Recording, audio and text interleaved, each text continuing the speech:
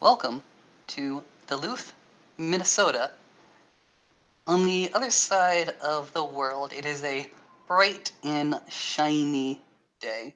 The inhabitants of whatever continent they may go ahead and reside in are just waking up full of vigor and energy.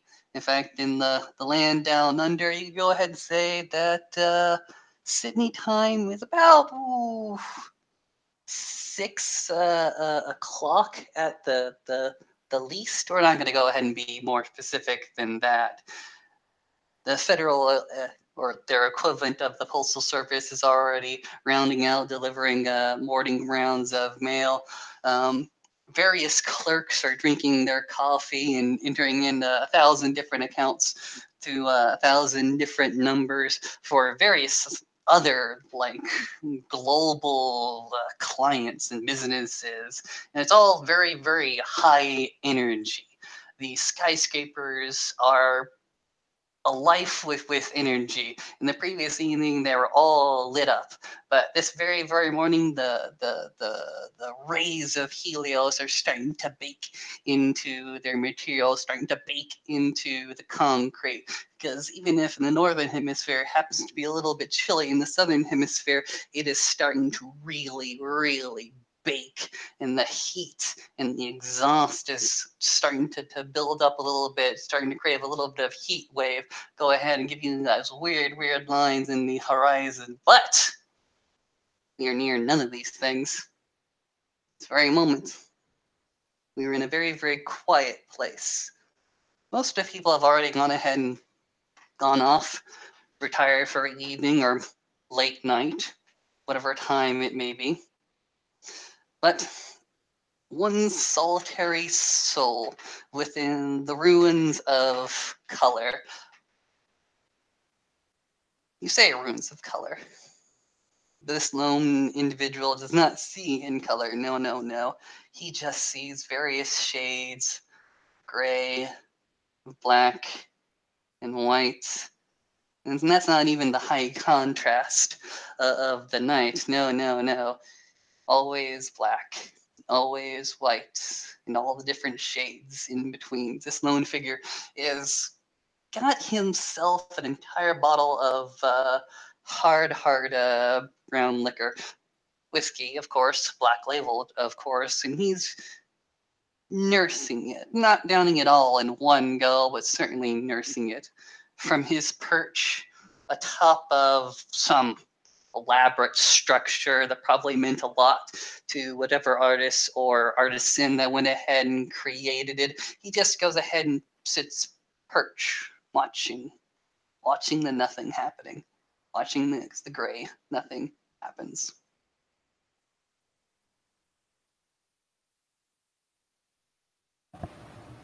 And not too far from this lofty perch, this lovely high point that has been snatched away.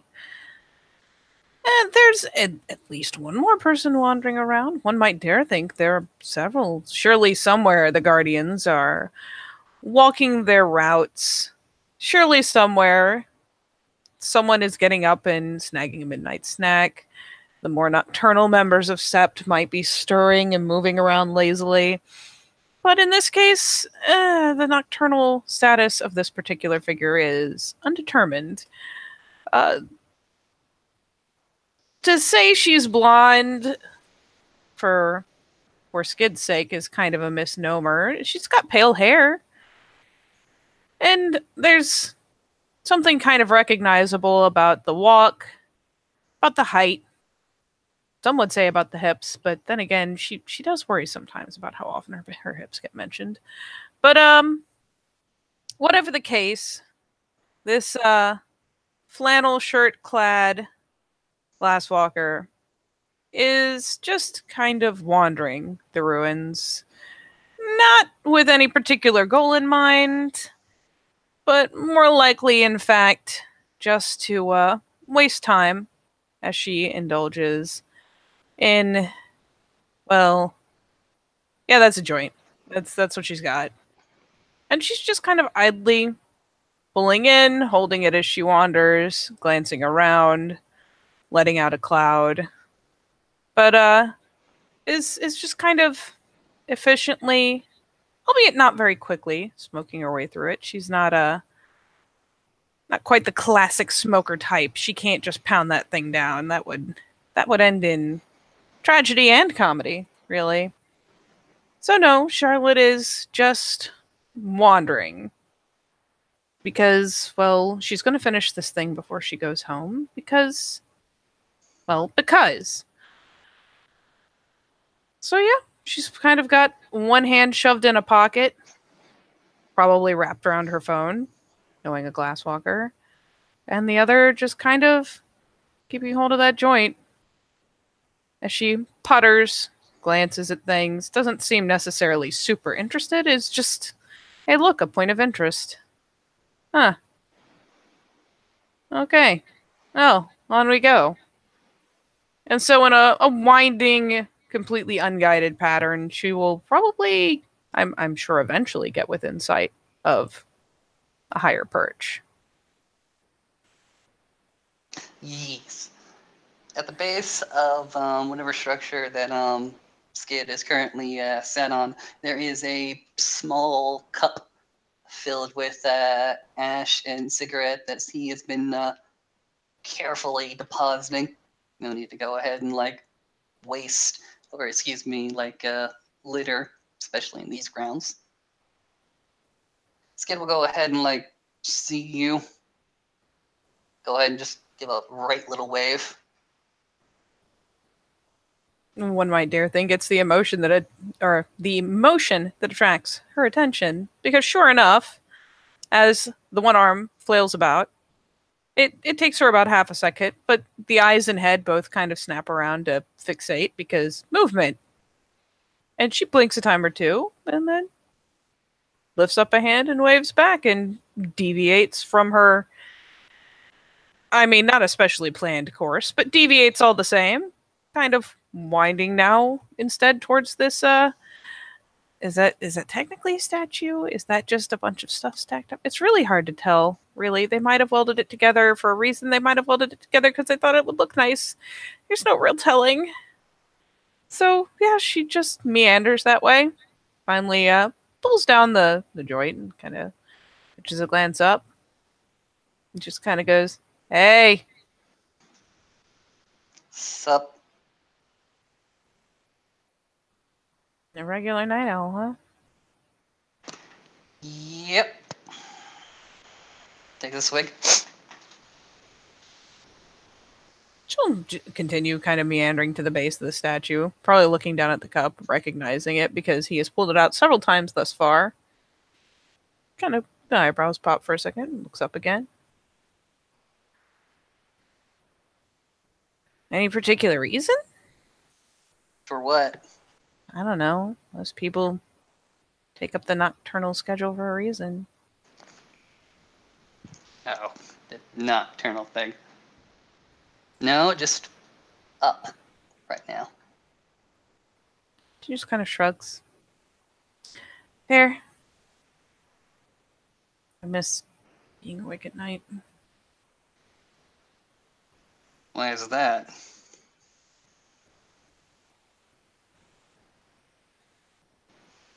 I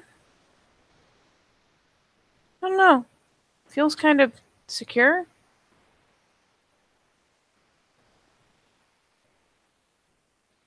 I mean, if you're worried about things that go bump in the night, she kind of like waves a hand a little bit like, woo.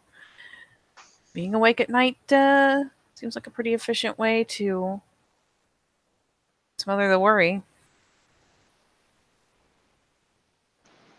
Okay, but why have you not been enjoying the night as the sub-zero temperature wind starts to pick up a little? Yep.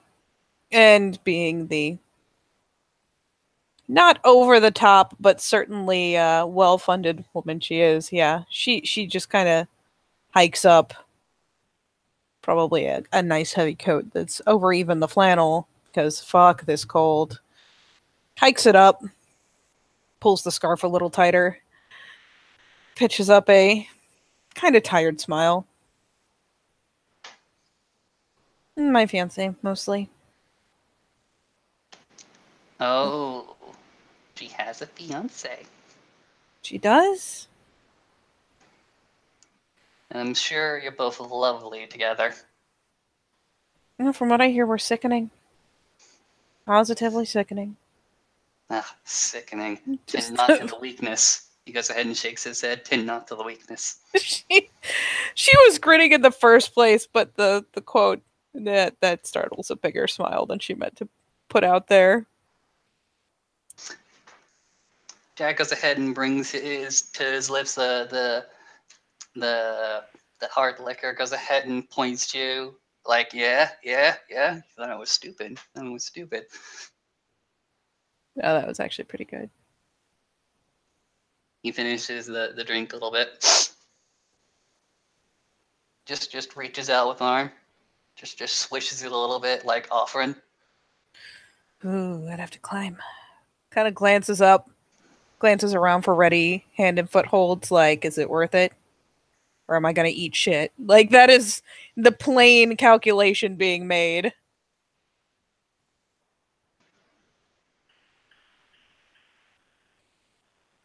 And she'll finally consider it, wrinkle her nose for a second, finally pops the joint in her mouth, and yeah, fuck it. She'll pop City Running just to give herself a little bit of a boost.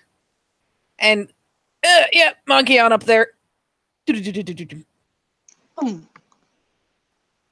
Whew. And yeah, finds a way over to wherever he's perched himself, and yeah, secures herself a similar perch within easy reach. Yeah, why the fuck not? What could possibly go wrong, right? The wind just goes ahead and picks up for a hot second and dissipates. Oh, that's what could go wrong. She Mm-hmm. pauses and like holds up a finger for a second on the offered bottle, flicks her hood up and like pulls the drawstrings like dramatically tight for a second so that by the time, she lets go and they loosen, it'll probably stay up. Oh. Still not as bad as that fucking trip up north though. Fuck me. And yeah, finally reaches out. Trip up north? How north did you go? Uh you know where Wolf's Maw is? In my head, a little bit. Heard stories. On a map, no. Like Canada North. And then we went beyond Wolf's Maw for our whole excursion into the wild. And let me tell you, it was fucking cold. Okay. Fucking Canada, even in the late fall, is no goddamn joke. Ugh. Mm-hmm. Even with the proper gear. Anything north of the Great Lakes, you get a bit nippy. Yeah, just a wee bit nippy. Skate goes ahead and points at the joint. She offers it. Snatch it up. Puff. Takes a long drag. Probably even longer drag after that. This man is a veteran. We'll go ahead and say. Yep. Charlotte is a filthy casual at best. So yeah, Eventually. she'll just they can just enact a trade-off game while he's got the joint. She'll be taking initially a sip and then a more hearty swig out of the bottle, and then when time comes, they can just trade off. The best type of puff puff pass or swig pass, whatever the case may be. It's legit. But yeah, so went up to maintain good relations, help them with a problem. Some fuck of a problem, I'll tell you that much. One fuck of a problem. Oh yeah. I'm still looking into the company that was at the root of it, but there's some what was it? Gleason's Logging Company working around up there on their territory, on their I guess their extended protectorate. And they'd sent some kin to keep an eye on it because there was worm taint resulting, and then they stopped hearing back from the kin.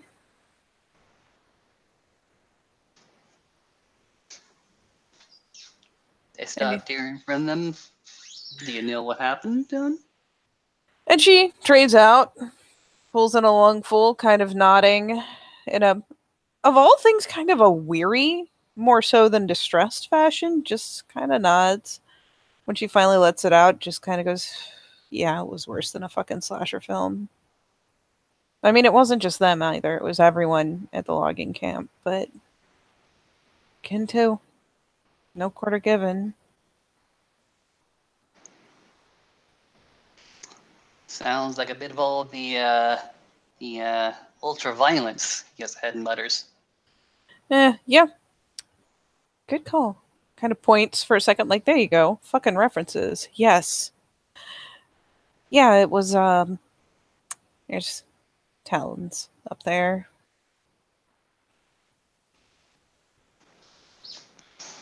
They don't seem to really care as long as you've got people feet, so. So what do the Talons do up there? Um, from what I can tell, murder and terrorize. I imagine there's more to it. There always is, but in my experience, murder and terrorize. Got chased around. Whole fucking group got split up. Like, not even down to like split in half. Like, each of us alone split up. They ran us fucking ragged. Alice went through a frozen lake. I ended up hiding in a burrow. I don't even know what happened to Juno. And I mean, the other team, I wasn't there for any of their shit. It was fucking rough. So you can imagine after getting split up, it was, hey, welcome to Canadian winter by yourself. Not my favorite thing. So, once you're never gonna believe this shit. She kind of leans over, passes the joint across, snags the bottle again. This kid does not seem overly impressed with the one line. It seems like he's heard it once or twice before, but it just goes along with it. Managed to actually do really well with the Wendigo up there. What did you do to get on their side? Um, got tracked down, got taken captive, and talked.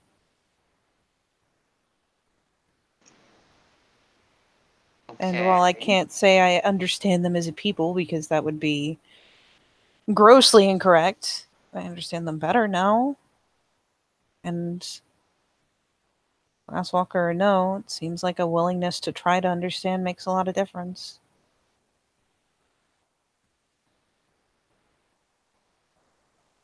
Okay. Is that the trick you're pulling right now, or is it just a random walkie? I mean, it's a random walkie. I just talk a lot. She kind of grins over, realizing how that must, like, especially if you start drawing conclusions. Just the way it sounds. I just talk a lot. That's fine. Talk, talk, talk, talk, talk. Want to talk? Talk, talk. Feel the silence. I didn't bring my radio. Feel the silence. Eh, like talking. That's a lie. I did bring my MP3, but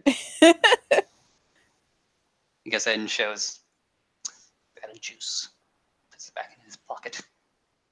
She leans over to glance and he says, out of juice. And she starts like patting herself down. It's the pocket check, Like, okay, that's the phone. That's this. Pats around and finally like goes heaving into one of her side pockets, pulls out a surprisingly large, considering that most people want the slim ones, like a surprisingly large. Uh, I mean, assuming he would recognize such a thing, I would assume he would. It's essentially a backup battery and a cord wrapped around it. Offers. Actually, there's He'll probably go. two cords wrapped around it. Hmm. He'll go ahead and take it and place in a bit of flanking between them. Go ahead and place the MP3 player on it and just go ahead and let it charge silently. Yeah, I learned the value of that thing really fast. Signal out there was dog shit, but it was worth trying.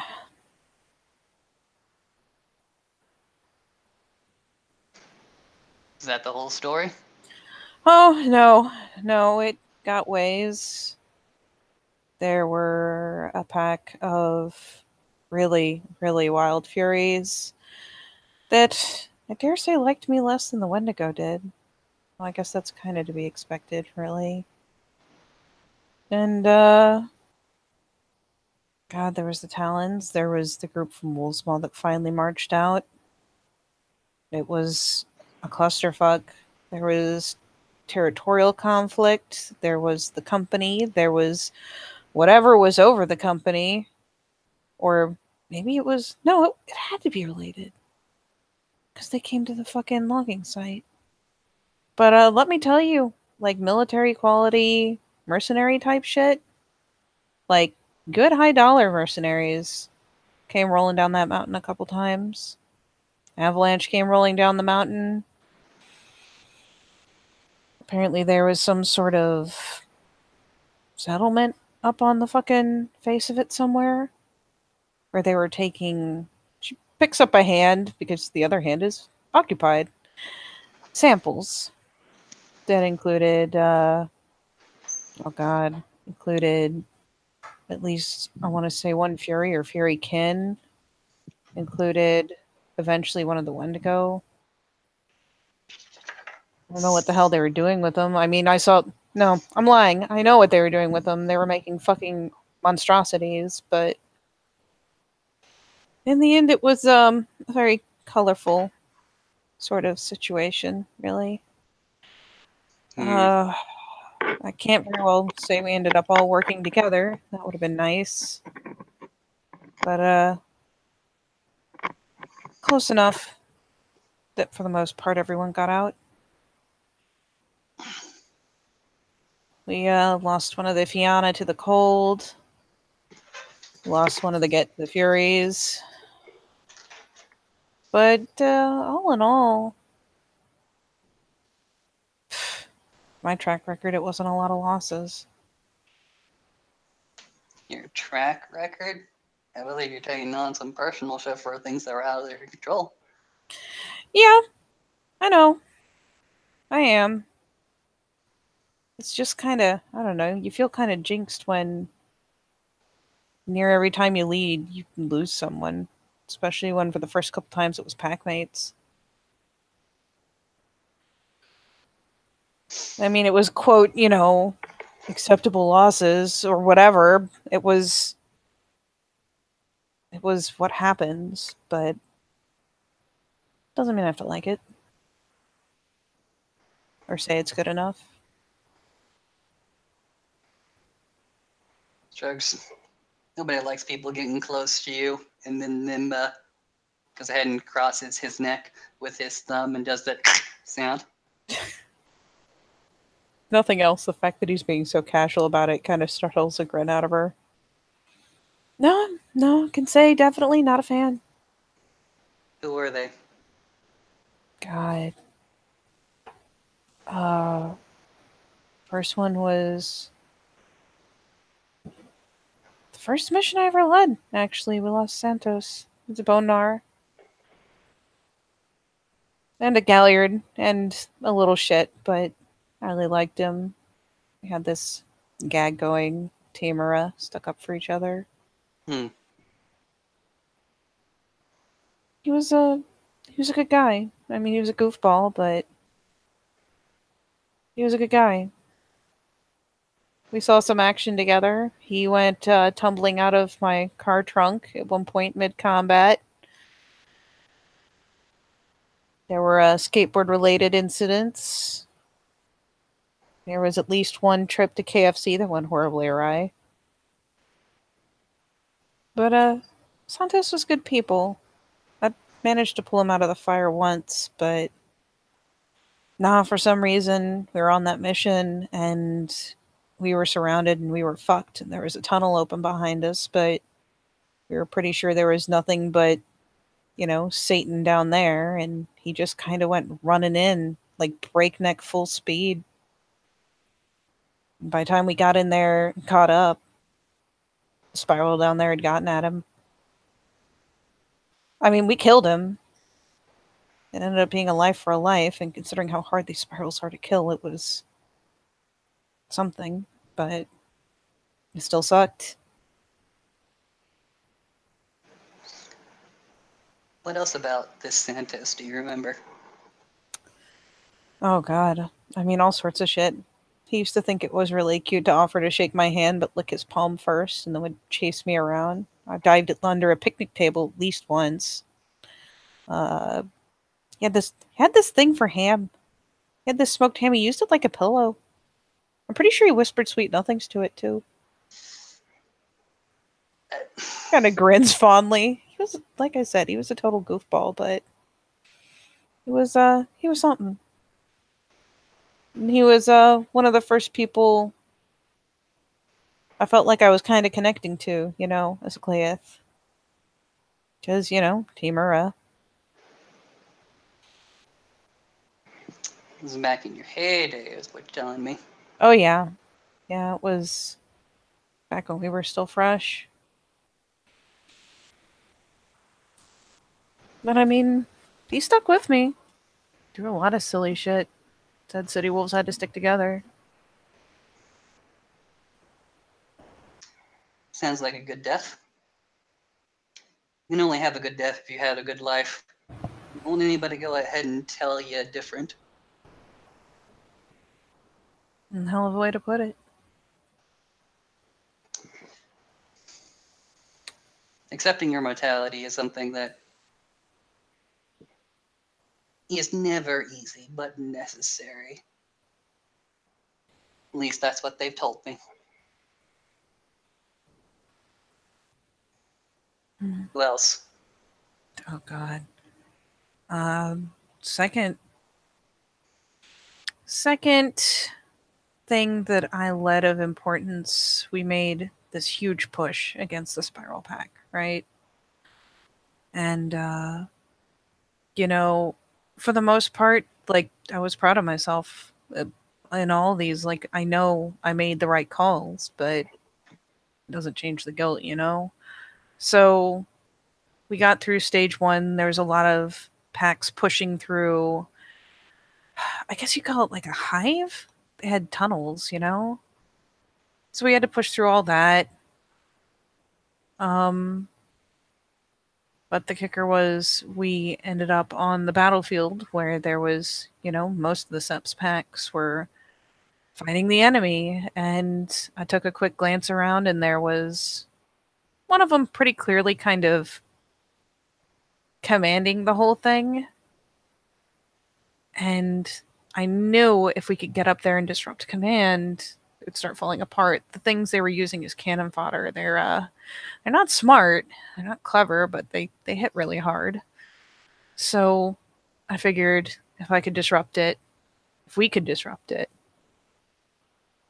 it would buy people enough time to breathe, and push back.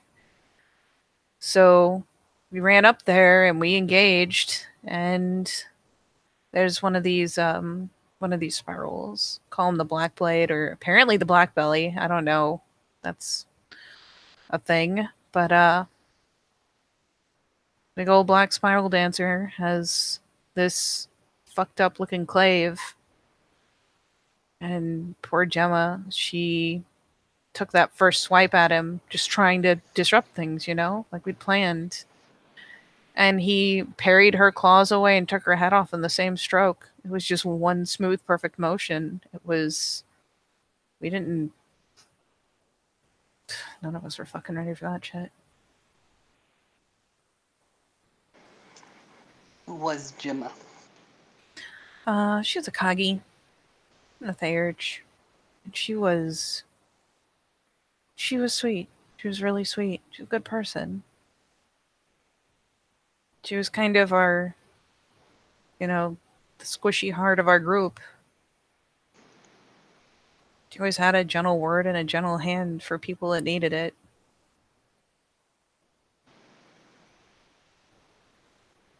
I know losing her hurt Juno bad. They'd been, pretty good friends. And hell, I mean, I'd only just started really bonding with everyone, but I mean, Gemma, she didn't deserve that. I mean, she went out as honorably as anyone else can, but man, it was like a kick in the gut. And even then, in the end, we had to retreat. We had to pull back, but the disruption was enough to break the line.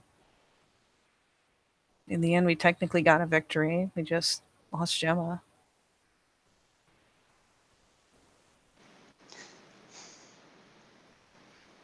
Do you think Gaia has a plan for us?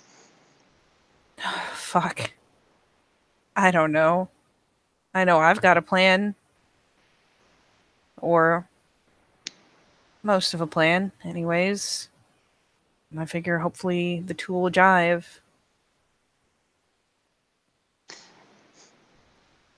Gaia gives and Gaia takes.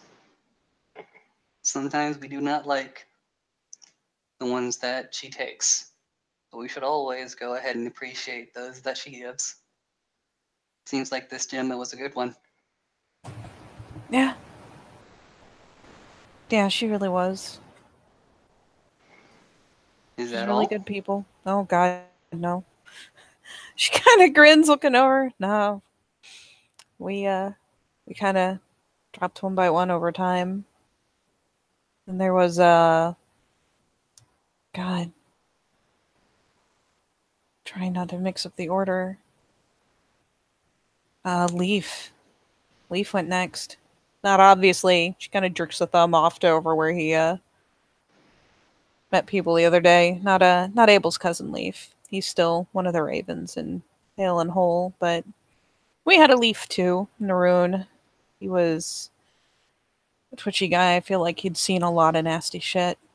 Sometimes he'd just get that distant look or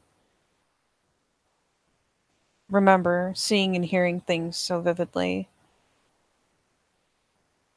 He'd had a rough life, but it was another one of those sieges going into the tunnels.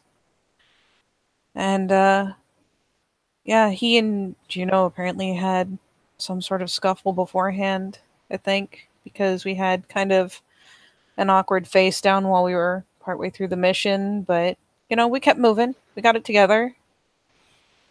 And at one point, Juno and we dropped through a part of the floor. It just gave away, and Brad jumped down with us, but Leaf stuck back for a second. And by time he was down there with us, something had like gouged off half his face. He came down foaming, and for some reason he fixated on me. I literally hid behind the enemy. I mean, I was still fighting, but I kept myself on the opposite side so that Leaf would have to go through him to get to me. And we were out of Gaia's breaths. We didn't have space to breathe. It was just a couple of us fighting this guy, this fucking spiral. Calhoun. And I mean, eventually, over the course of the fight, he managed to tag Leaf for what little he had left in him. He was pretty rough by the time he hit the ground and came into the fight. So Calhoun just, you know, struck that final blow. And again, we lost someone, but we got one of them. Calhoun went down. This Leaf fellow. Say he was dealing with memories he didn't want to keep. I mean, I don't know if it ever occurred to him that he had an option otherwise. It was just sometimes something would set him off, He'd get really angry, he'd get really agitated. He told me at one point it was so hard sometimes because You know that that's your friend scolding you for something, but all you can hear is this ranting in another language. All you can see is this person who was threatening you and an enemy to you at one point. I think he had a really hard time. I try to think, and I know it's probably selfish to think it, but I try to think that at least now he's, you know, peace. Off in the homelands, off in a meat hall, getting served by big titty barmaids, and having the time of his life. Child of Finrir right here. Oh yeah, Hmm. he was a Fenrir's Fenrir. He was in a ruin and everything. Even at death's door, he stood strong. Oh yeah, yeah. He didn't hesitate for a second. Threw himself in.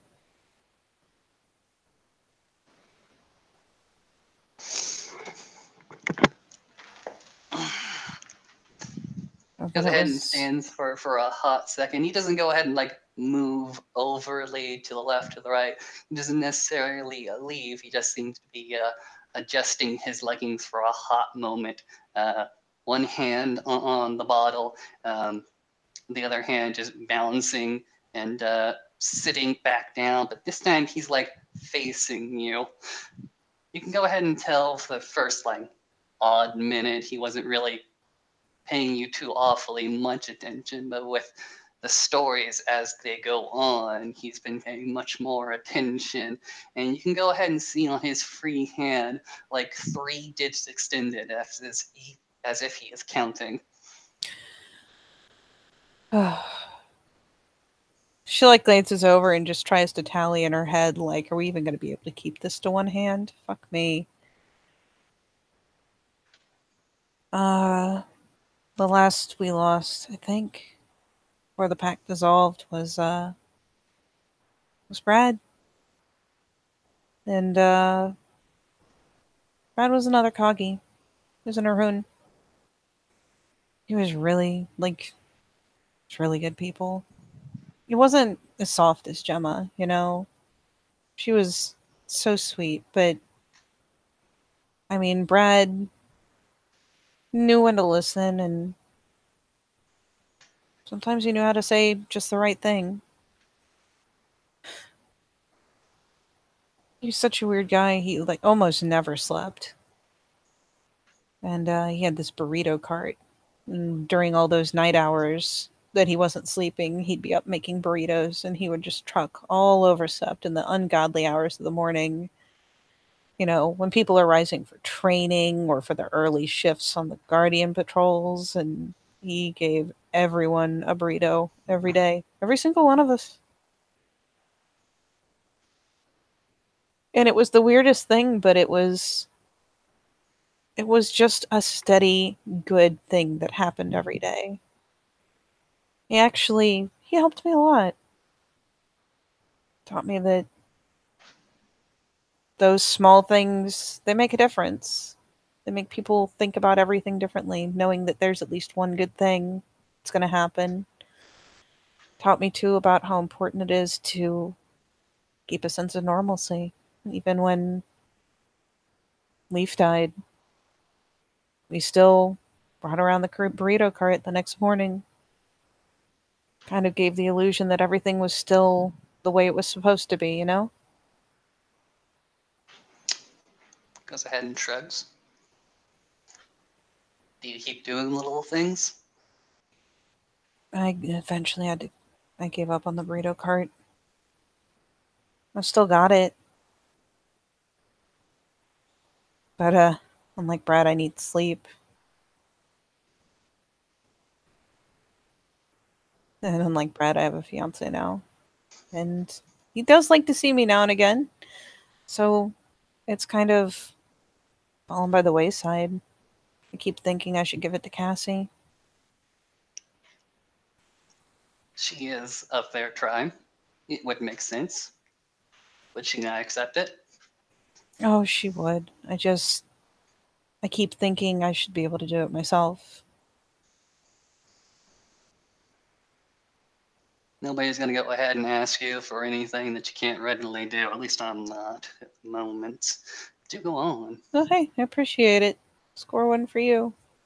No, I know it's just me sitting there being like, I shouldn't give up on this, but realistically, I haven't been able to.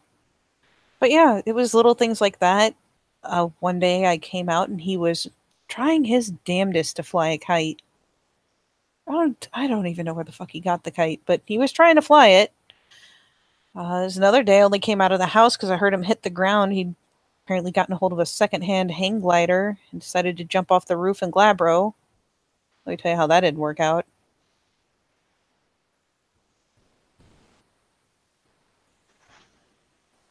Still got the damn wrist rocket though. Hmm. That's a long list.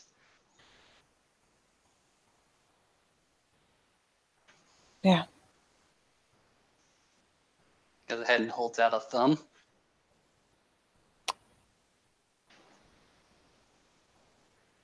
Could probably call me responsible for Dean. I was technically lead on that mission, even though we'd split into two groups in the first place and he was in the other. And like I told you, North was a bitch. Apparently, Alice found him at some point after we'd all gotten split up. But apparently, he went through the ice on a lake and it took him a long time to come up. A long time. And the cold was in him and in his lungs. And I mean, she managed to get a hold of him once he got out of the lake, but she just couldn't keep him warm enough. Tried. Ended up burying him out there. Tend to focus a lot on how these people died. What was he like living? I don't know how much I could say about Dean. He'd been fairly new. He was a Fianna. And one of the first things he did was piss me off. Apparently, someone stole. I'm pretty sure it was the damn Bonars. They got a hold of some of the booze and some of the food from the. Well, no, it was just booze, right? I think. Got a hold of some of the Fianna's booze, apparently. And they were on the fucking hunt, man, and they were feeling ways about it. And they came looking around, and I offered a comment or two on account of me being a walking lie detector. Figured maybe I could simplify the process. Caught myself a slap for it, which put me in a mood. And then somehow Dean got it in his head. She kind of grins, shaking it a bit. Got it in his head that when they found the booze, like buried up over by the river, like in the water, where it'd stay cool, I guess. He decided it was so smart that only a glasswalker could have done it. And yeah, I got the nth degree. I actually had to call in another Philodox to mediate the whole thing. It was ridiculous. And so after that, I pulled him aside, talked to him, tried to give him some advice, made sure he knew that Cassie was a friend of mine, wanted him to leave her alone. I kind of gave him a pass on the whole accusation of stealing. And said in exchange, just leave her be, you know? And they took all my words and twisted them and got all the Fianna pissed at me again and uh, sent a bunch of, I guess, raven spirits keep me from sleeping for like a week.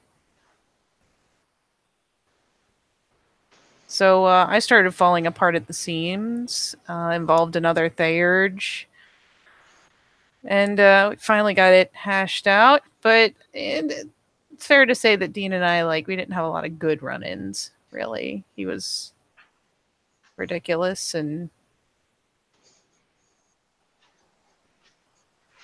I don't even know.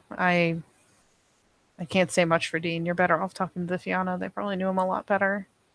Most of my run ins with him were, why the fuck are you accusing me of this? And why the fuck do you think it's cute to keep me awake for a week? I actually have to lead people. You're going to get me or the people I'm leading killed. And then This does not sound like a relationship you would dwell on. she shrugs. Yeah. It wasn't the smoothest sailing, but it's not like I wanted him dead.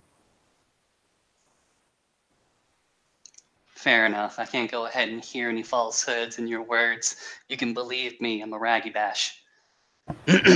Well, sounds like you've got the perfect skill set, or at least the true ability to call me the fuck out if you think I'm lying. I'll leave that to the half moons. Now, if I go down to the memorial, I'm not going to go ahead and find any other names you are particularly attached to, am I? I mean, Juno and I had a really good run before she died, but by the time it was over, too many things had gone too far sideways. We hadn't talked really in a long time, and I feel bad about it, but I tried for Juno, you know? And I know that she didn't do and say the things that she did maliciously. I knew her better than that. But for the sake of appearances, it was bad. And I wasn't responsible for the way she died or anything like that, but it was rough. Juno and I were the only two left of that pack. By the time we disbanded it, they were calling us the Dead Pack because more of our members were dead than alive. We decided to let it go, let it rest. And we'd meant to pack up again, but things just kept happening and happening, and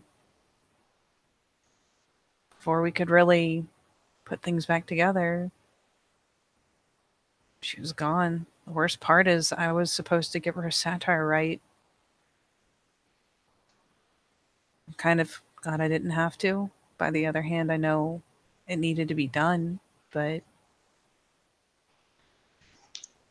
I heard some things I about this Juno. oh, I bet you'll hear a lot of things. Just for what it's worth, as someone who shared a head with her, she wasn't malicious. She was just hurt and doing the best she knew how to do. I'm not going to go ahead and ask you to go ahead and condemn a former packmate who is now deceased. But She what did heaved a she shrug. do? What would people hold over her? God.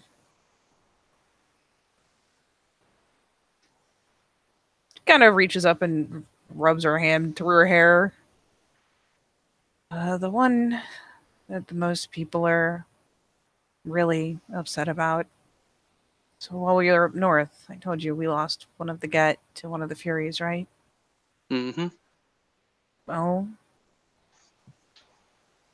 kind of battlefield justice, you know? A life for a life. That's just kind of how it goes. I don't like it, but I know it. I understand that it's usually how it's done, especially up there in places where it's too wild and too vicious and too cruel to play political games or do slaps on the hand. That's just kind of how it goes. Well, I guess Juno got sent out to meet out the justice, and she and I kind of believed that there was. I can't say these words without knowing that someone would be shaking their head right now, but, you know, there's got to be a better way to do things. Not everything, obviously. You can't change an entire nation, but sometimes there's the old way, and sometimes there's a better way. Sounds like unicorn talk if I've ever heard of it. Yeah? Well, I still believe in a better way, a different way. I wouldn't dream of taking away what so many people hold so close. I've learned a lot about how important those names and those traditions and those ways are. I can't say that I'm, you know, the most knowing of the Geta Fenris or the Fianna, but I understand more than I used to. But sometimes it takes a little work to make people understand that there's an alternative, one that preserves more lives, one that offers more of a chance of peace. Like maybe this is me taking the mediator thing a little far, but I honest to God believe it. It takes a lot of careful social footwork, but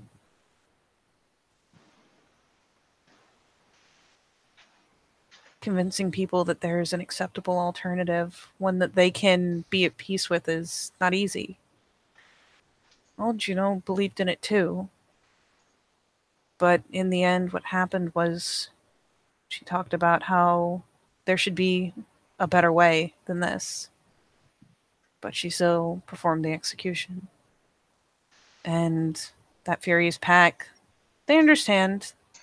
It is what it is, battlefield justice, but the way she'd spoken before she killed her, that they couldn't come to terms with because it was preaching a new way and executing an old way. And I'm sure Neri would still happily tell the story of how dishonorable it was. And it was bad, don't get me wrong, it was pretty bad.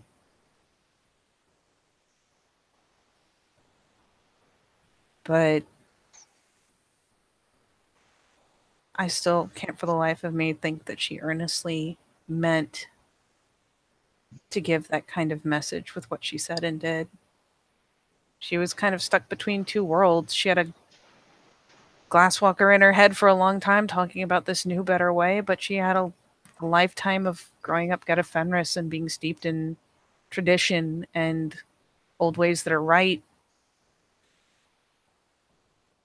I feel like she had it a lot harder than I did trying to push for change. Speak about this last one on length more than the others. I Was knew it Juno the because it's just longest. recent?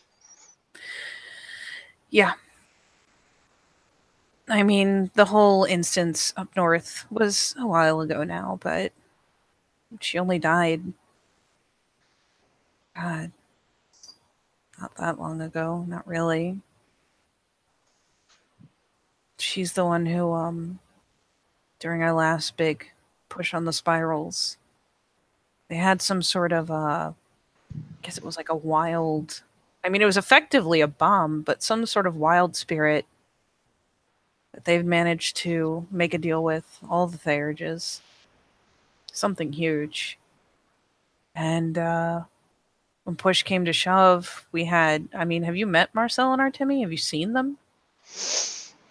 Not yet. I've seen specimens of the warriors around this sept over, you guys said, Jerks has said, training grounds, but I do not know them by name.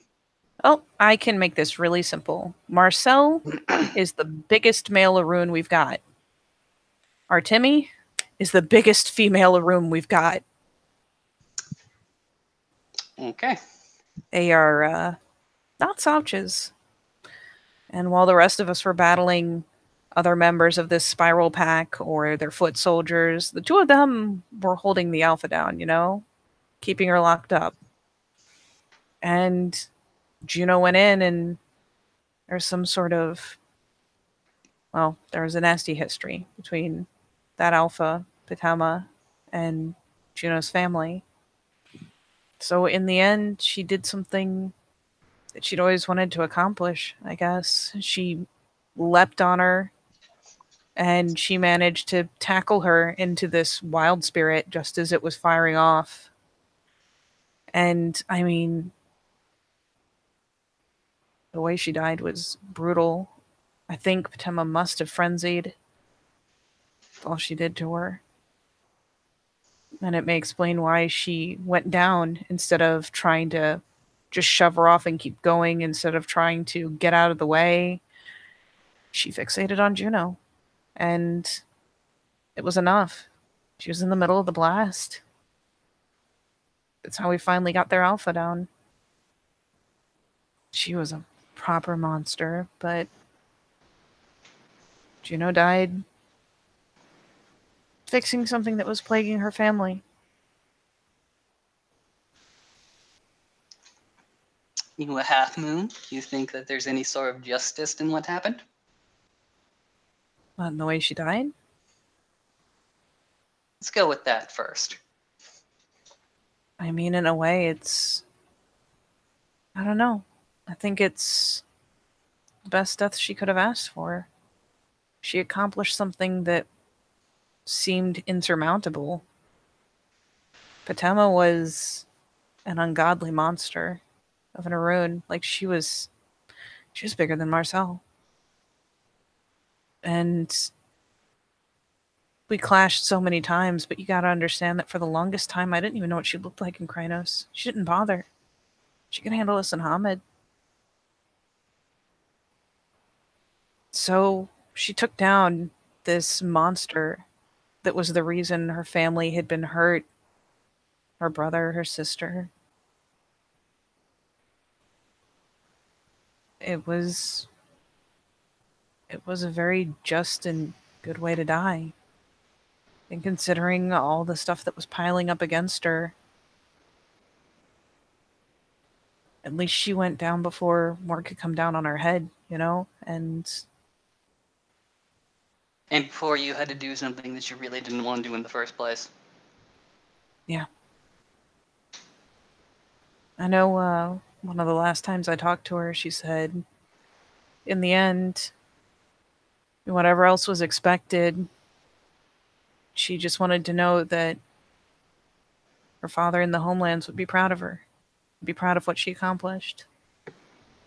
And I think, considering that Patema's what killed her father, I think she succeeded in doing what she wanted to do. I have no doubt she's in there in the meat halls with him and seeing people she cares about again. And she can rest.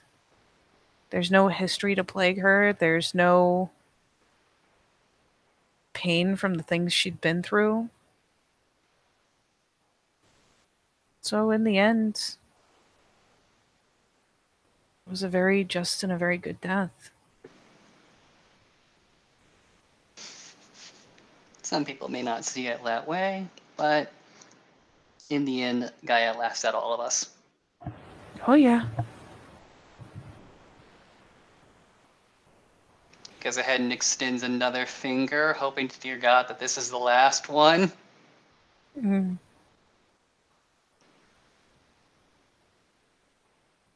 I mean, it's not like they're the only people who've died, but. And I mean, Dean was never packed to me, but the others were. My whole fledgling pack. Just gone. Takes another long ass pull off the joint.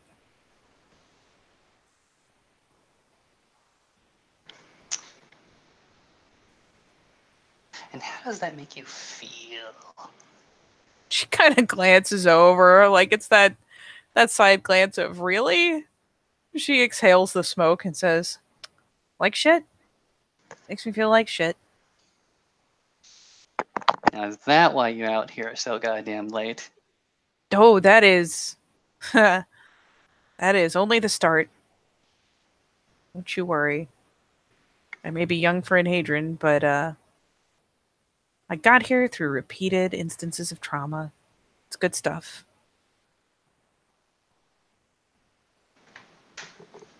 As you do. Oh yeah. But why are you out here?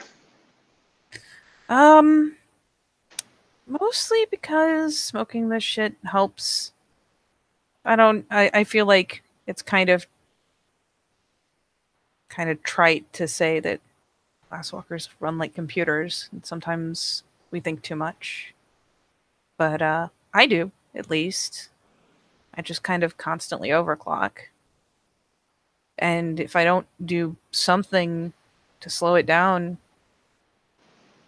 I can't rest. I can't calm down. I can't just do my shit. So I probably shouldn't be indulging in a crutch, but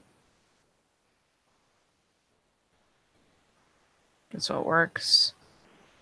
It kind of helps me slow it all down, put it away. Goes ahead and gives you the side eye with the crutch comment. You can go ahead and see like the fucking like red bags under his eyes. There's kind of a helpless shrug. Jake said, "I'm not one to judge. You do you. Get you past the day. Get you past the day." Yeah, helps me sleep at least. Helps me not be a wreck when I go home to Felix. Does I it mean, take what? Does it take energy to be with Felix? No, Felix is probably the best thing that's ever happened to me. I hate to think that I cause him stress or pain, so I do my best to manage my shit. I don't lie to him about it. He knows. He knows I'm in bad shape. And he tries really hard to take care of me. But, I don't know. It's just not that easy to fix, you know? No, I get you. I get you. No, he's great. He's 8 million miles out of my league, too. So, hey, lucky me. Goes ahead and like Grins. looks away for a hot second, and just sort of like raises his hand as if the breed true. You get your choices. No, yeah, but he is. Whew. It's a popular guy. Put it like that. Real popular guy. Mm-hmm. Considering the many names on the memorial that you can go ahead and remember distinctly, what do you want to be remembered? How do you want to be remembered?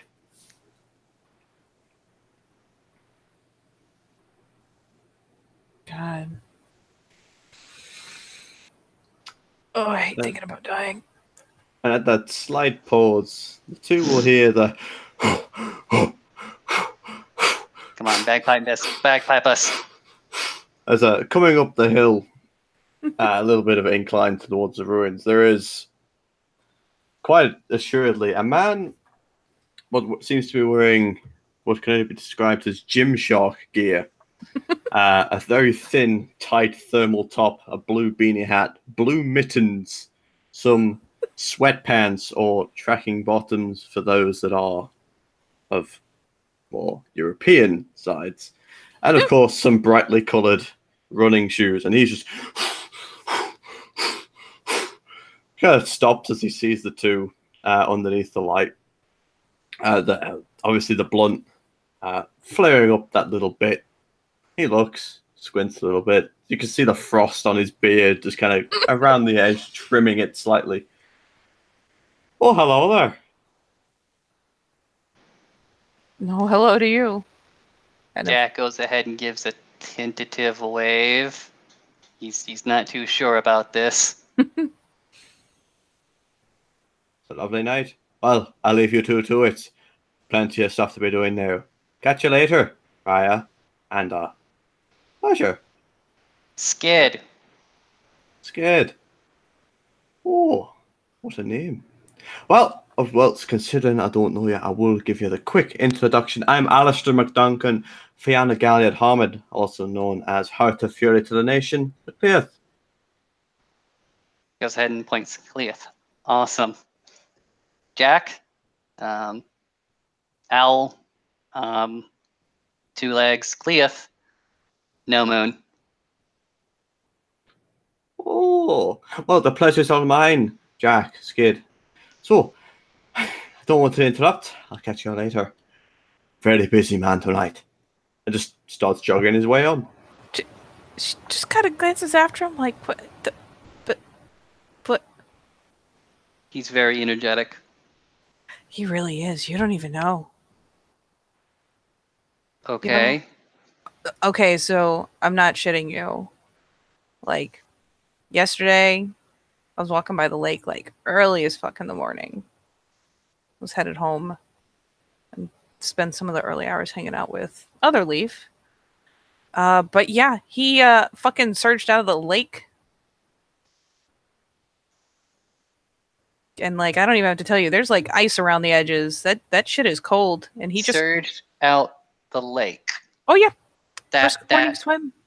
that man. Morning's friend. Well, it's a daily routine. Oh yeah. Yeah. Apparently it's better than coffee. Wait a minute. He just then like removes like his like skull cap for a hot second. What's that I hear? What is that? Sounds like goes ahead and clamps down for a hot second on his ears. Bagpipes. Fudge. Who plays bagpipes at all, but especially at this hour? Sadists? Oh, my ears are heated. That are people with more enthusiasm than sense. Kind of grins.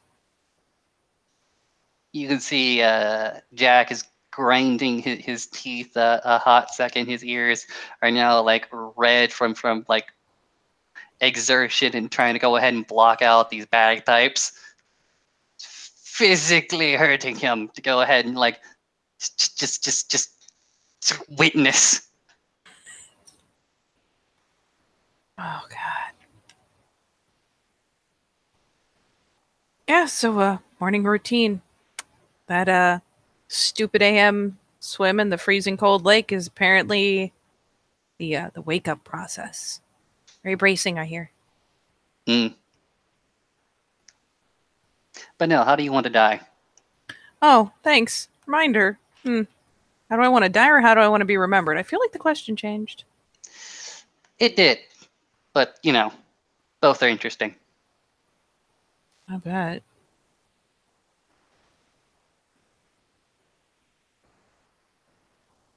I've at least decided can't die until I go and I don't know, get somewhere a little more peaceful and make babies. Definitely gotta have kids before I go. You want children.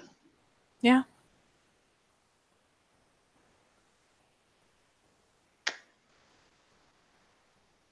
It's important to you. I mean, on the one hand, it sounds kind of shallow and silly, but on the other hand, it's one of those things that's hard enough to accomplish as a guru that kind of becomes a more important point in the timeline, you know? No, that's not true. It is easy to bear children. It is hard to be a mother. You know, weirdly, that part doesn't scare me. Being a mom. Yeah. You're looking forward to being a mom. I mean, yeah, when I can. But with all the stuff going on here, like, even if I wanted to just up and disappear and have kids and raise them, I mean, it's not safe enough here to do it. And I can't very well leave while things are hunting me, hunting my fiance. It's not really conducive to surviving the process, much less, you know, succeeding in killing them first. Stay here Oh, in yeah. the sept. Safe from those that would hunt you.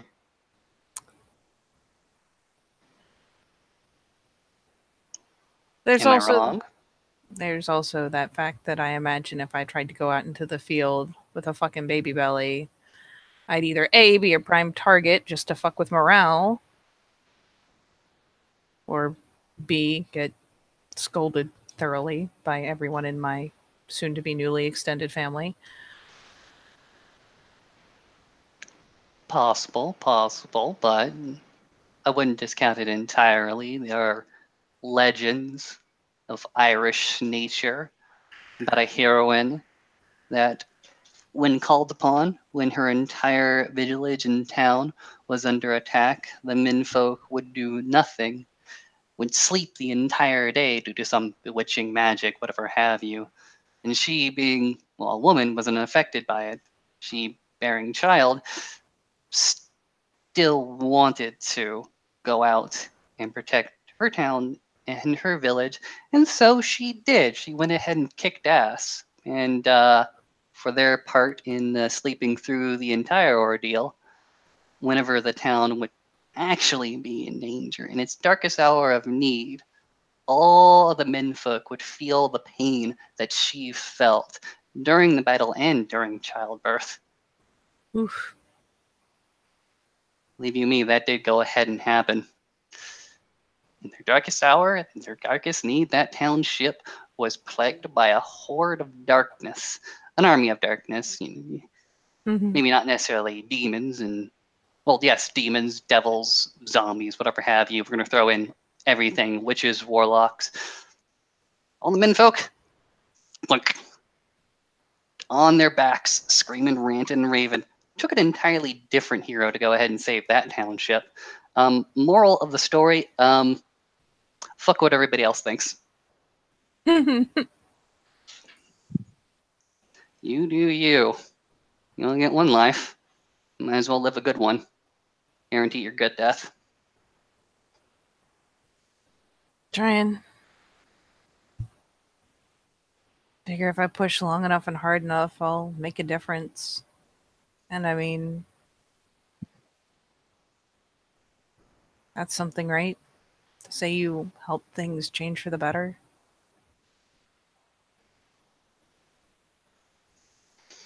If you can go ahead and take to your grave every small thing that you have done to better this world, then you will find yourself with a huge hoard of treasure on the other side. That's so? Goes ahead and crosses his heart. Oh, well.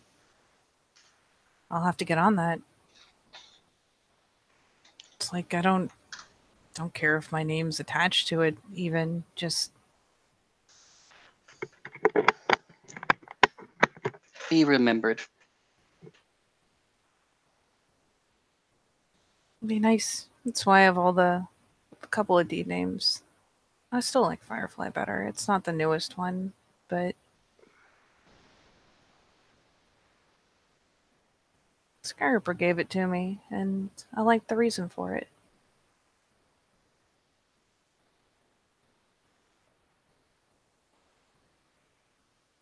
Because it doesn't take a bonfire to lead someone home or to give them some sort of assurance. All it takes is one little firefly. Just one little spark in the dark, you know? Yeah, he goes ahead and waves. I don't know all about that, but if it helps you, then it helps you. It does. It's it's got some more personal meaning for me, but I like it.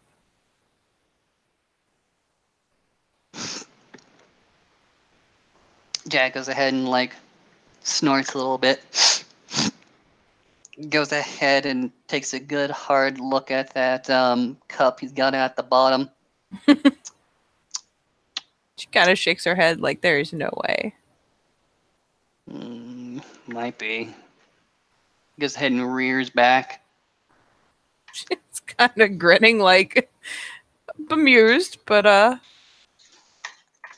It's like a little bit of a head crank, and then he spits, and we'll judge how successful he is. Nope. Lands right at his feet, some 5 to 10 feet below. Fuck. she kind of grins. Yeah, to be fair, it's a pretty small target. He rolls his eyes. He'll go ahead and stand up on the thin little railing, like trying to keep his balance as best as possible, but only after picking up his MP3 player and handing you back the charger.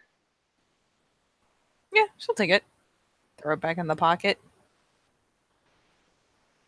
Thanks for the charge. Yeah, no problem. Go ahead and back away. Go ahead and grab his hand to some sort of railing and slowly go ahead and descend. He is silent most of the way. His movements and his footfalls don't make much noise, and in fact, don't make much noise at all. He leaves no trace, no scent. He grabs his little cup and he proceeds to go ahead and walk into the nearby tree line. Charlotte is left, perched up on the this odd sculpture, kind of idly watching this kind of. I mean, it's not a bad goodbye, but it's not much of a goodbye, as he just kind of withdraws from the conversation and just kind of slides away into the dark and just is left kind of bemused by the whole thing. Kind of idly wondering if maybe she said something wrong, or maybe that's just how he does. All the same, she'll stay perched up there till she's finished her smoke, and then kind of tracking back over the conversation, because much as she claimed, she doesn't stop thinking, she doesn't stop examining, she doesn't stop reassessing things that have happened, trying to decide what could have been done differently, what could have been done better, what could have been more efficient. And she kind of backtracks over the conversation. And yeah, it was 99% her talking, but what did she really give away that she couldn't afford to? And in the end, she feels a little lighter for it. So she finally shrugs, clambers down, shoves her hands in her pockets, orients on one of the cabins, and just kind of starts heading off that way. For Jack's part. There you go. He goes ahead and takes a little bit of a stroll into the forest for a hot second. His eyes are doing weird things at the moment. His red bags under his eyes get a little bit redder. His the whites of his eyes goes ahead and glass over and white over for a hot second as well, as he's just going to go ahead and enjoy the scenery of a different world of blacks and whites and shades of gray.